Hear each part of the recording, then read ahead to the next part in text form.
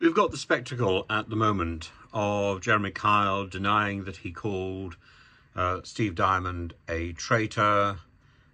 Did you encourage or incite a response, and so on, and pointing out that he wasn't involved in the aftercare treatment, whether the aftercare treatment was good enough or not adequate for Diamond. We've got the issue of him saying that you've got to tell the truth and so on. But over all of this, and the thing which the court isn't talking about, in exactly the same way as it's something which the media doesn't like discussing, the media likes the idea that reality TV has got two problems. Only two problems. Number one, that participants have a problem with fame, and number two, that they have a problem with the way that they are perceived by the audience because of the edit that they receive. The bigger question about the loss of agency and the use of what used to be called R21 technique. These are techniques designed to add pressure to individuals, or R2I technique, resistance to interrogation. These are designed to stimulate a response and to condition victims to be more compliant. In my experience, it's what precedes formal torture. It's also what was taught by the British Army, by the Israeli Army. It was invented by, I think, the British Army in collaboration with the Israeli Army to educate soldiers so that they could withstand torture. The techniques were then crudely exploited and led to the abuse of prisoners in the Abu Ghraib jail in Baghdad.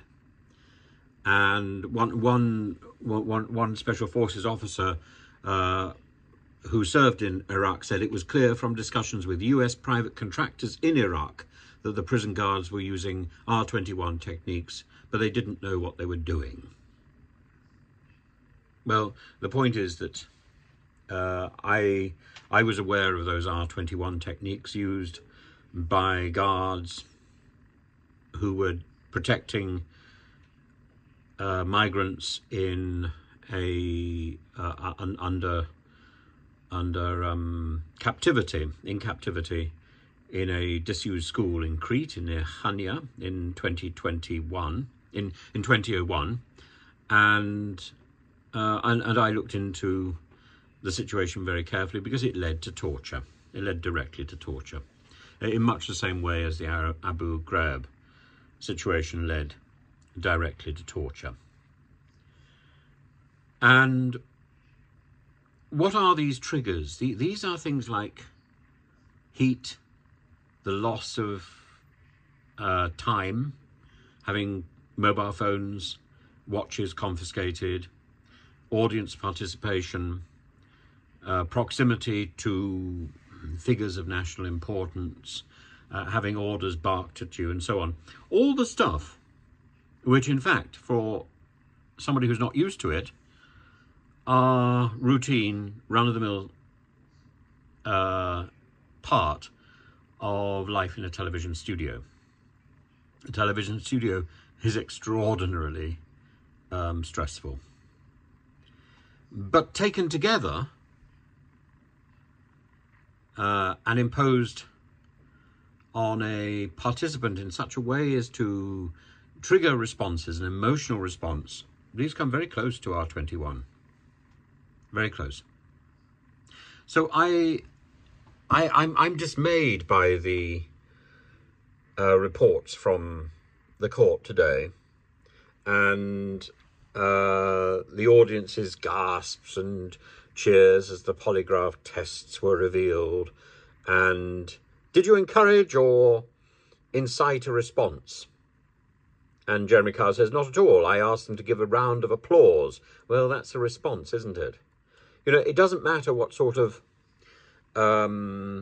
evasive replies Jeremy Kyle gives. He was the master of ceremonies.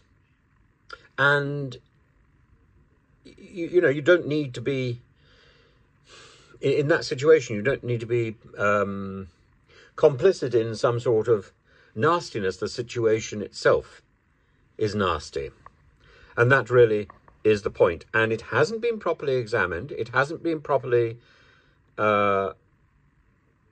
looked into, because the parliamentary committee hearing, which was taking place, was truncated, was stopped halfway through. It was that committee hearing which was looking at precisely these issues, or should have been, but instead it heard a litany of support from production, and was then closed down because Boris Johnson called a general election. It was never reconvened. And Ofcom now upholds a series of principles which are sort of set in stone. Nobody's going to change them. It's Ofcom's job to change. Ofcom will say it's the government's job to change. No one wants to change anything because actually it suits production very well.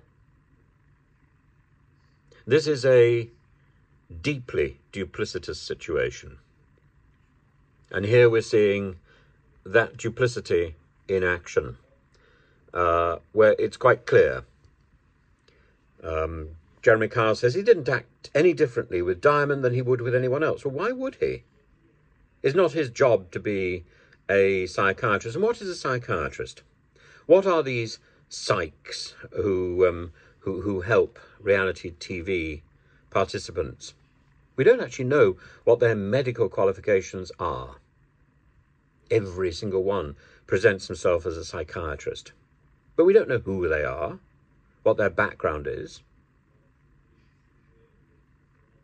And that psychiatry is only offered in the end, after the show, to people who admit to a crisis. And it's a sorry story.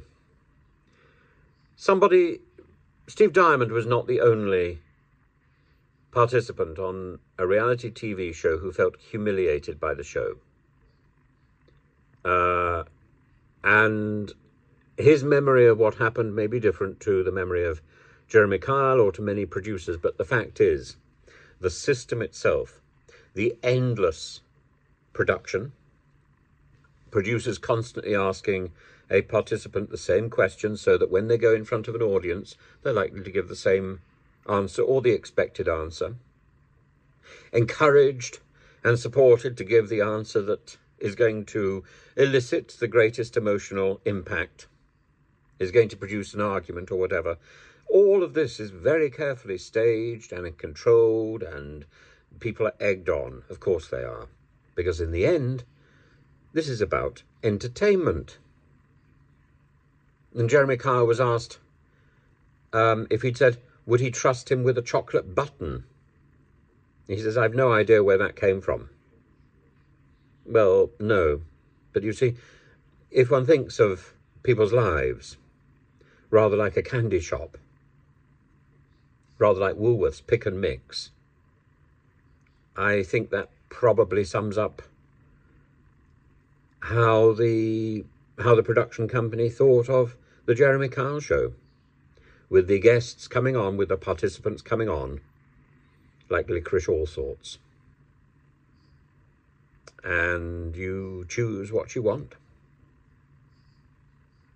It's a gladiatorial contest. Flag wave for this one. Ditch that one. Terribly sad.